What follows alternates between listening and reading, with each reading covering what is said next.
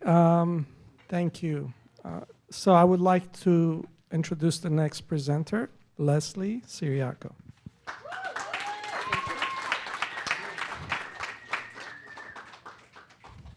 Good afternoon, distinguished guests, cohort mates, and judges. It's an honor to be here in Washington, D.C., a city that stands for so much of what makes our country great: history, innovation, and progress. As President Barack Obama once said, change doesn't come from Washington, change comes to Washington. And so I'm here to deliver a message of change, not only for the US, but for the entire world. Hello, my name is Leslie Ciriaco, and I'm a firm believer in the power of the human spirit to lead flourishing lives. I'm a mother of a 7-year-old daughter named Sasha. I'm no different than any one of you who wants to tap into that spirit. Access to healthy, nutritious, delicious, and culturally appropriate food is essential to our health and well-being, and it is a fundamental right that all of us should be able to enjoy. Unfortunately, countless of households in America and around the world do not have that luxury. The #1 cause of death today in the United States is poor diet, coupled with the fact that $46,000 a year per family of 4 is spent on health care. Added to that is a siloed food system of solutions. So with that, the problem with food insecurity is not just food. It is multidisciplinary.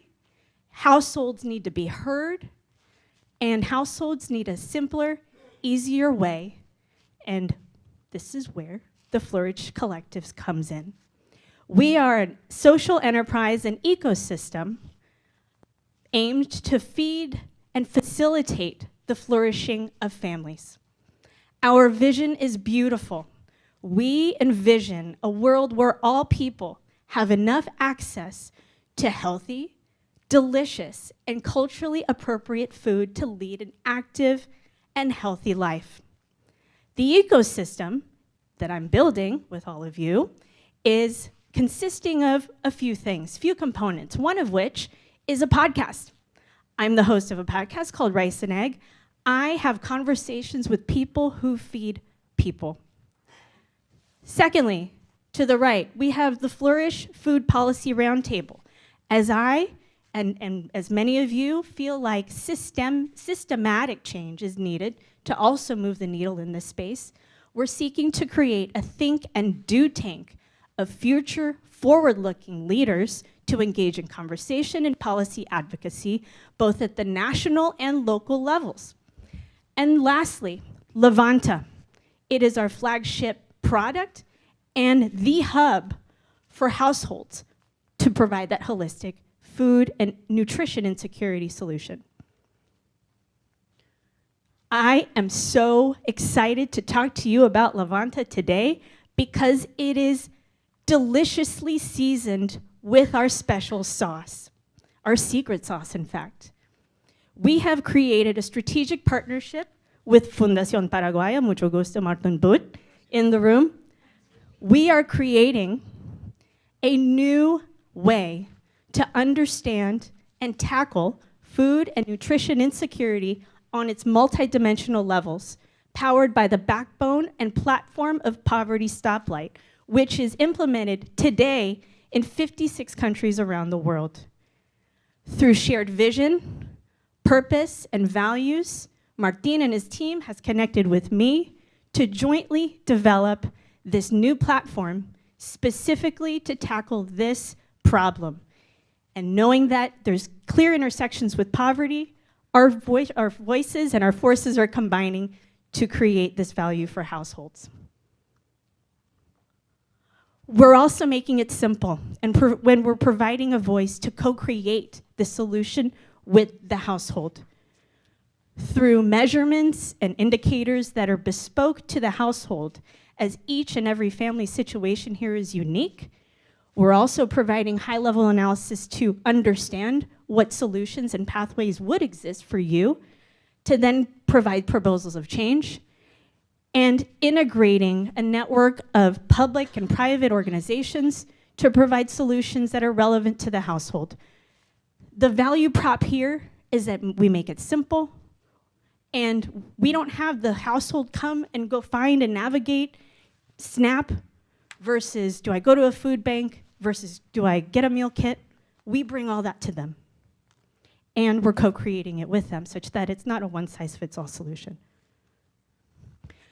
The beauty, of course, here is that in our business model, the households will never have to pay for it. There are two primary revenue streams, which are business to business or business to government, whereas where we have the first cultivator. For $7,000 a year, organizations could subscribe and participate to provide the goods and services to Levanta, to customers and constituents, and enjoy revenue sharing.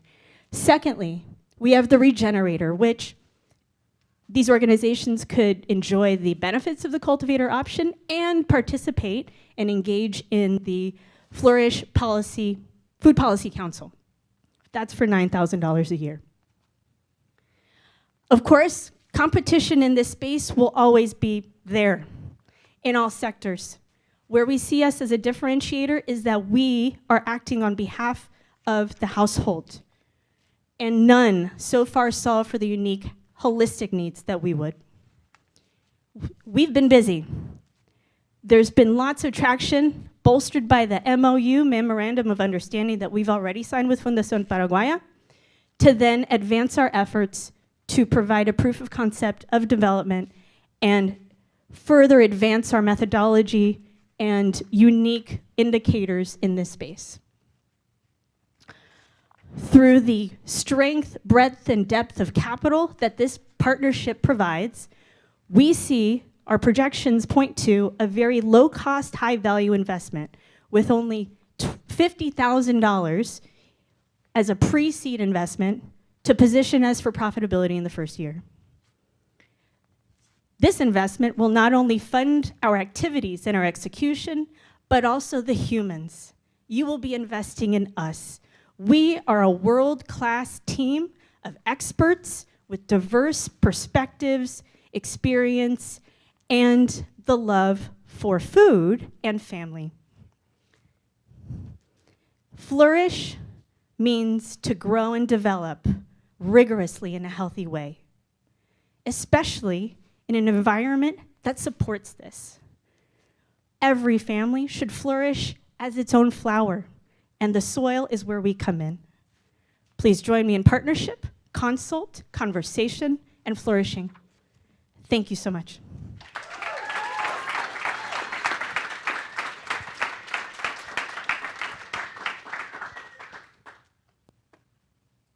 These are for all of you. First of all, you're a great speaker. You belong in Washington.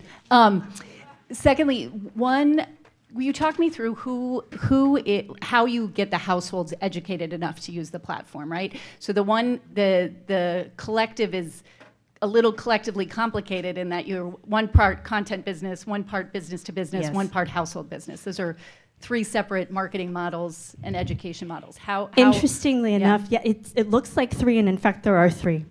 There's a single thread to it.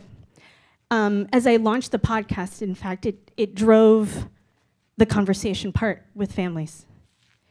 The need to connect with families in a very intimate way on their needs became the opportunity, and catalyst really, to start to market this. And so this is my marketing strategy, in fact, to launch the podcast first, not only from a branding perspective for Flourish and myself. I'm a very private person, so this is me coming out in this way as well, through the podcast and things. And so through conversations with people who literally feed people, it then feeds the discovery, the customer's discovery for Levanta. And through that, the future, of course, in the Food Policy Council is not immediate, but it's very much research, all of the customer discovery and the conversations that I have with the podcast, et cetera, fuel the community needs. And that then informs what we can then tackle, what we might be able to tackle through the Food Policy Council. Thing to consider if it's the lead of your marketing strategy is to maybe name it with what you want it to market, right? Like there's a lot of names, rice and egg, Levanta, Flourish. Yep. So that's the one thing to consider is consistency. Thank you. Thank you.